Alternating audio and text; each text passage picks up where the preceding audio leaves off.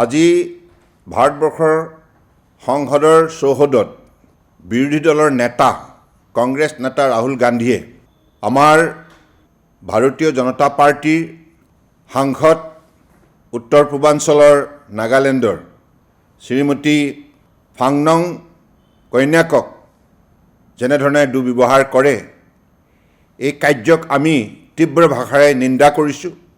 মহিলাৰ শালীনতাবোধৰ প্ৰতি অশ্ৰদ্ধাশীল হৈ তেখেতে যিটো দুৰ্ব্যৱহাৰ কৰিলে ই অক্ষমনীয়।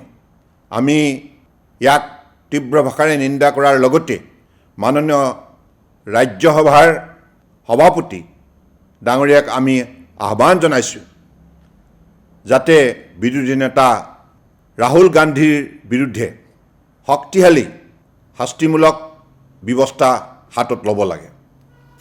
ইয়াৰ উপৰিও আমাৰ দুগৰাকী লোকসভাৰ সাংসদ প্ৰতাপ চন্দ্ৰ সাৰাংগী আৰু মুকেশ ৰাজপুত দুয়োগৰাকীকেই বিৰোধী নেতা ৰাহুল গান্ধীয়ে দুৰ্ব্যৱহাৰ কৰে।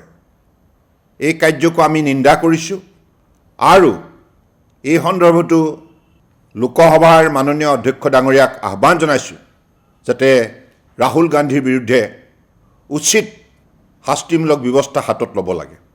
কাৰণ ভাৰতবৰ্ষৰ সংসদৰ মজিয়াখন সকলোৰে বাবে অতি পবিত্ৰ আৰু সেই পবিত্ৰ সংসদৰ প্ৰতিনিধি হৈ এনেধৰণে গণতন্ত্ৰক অপমান কৰাৰ কাৰ্যক কোনো যুক্তিতেই গ্ৰহণযোগ্য হ'ব নোৱাৰে।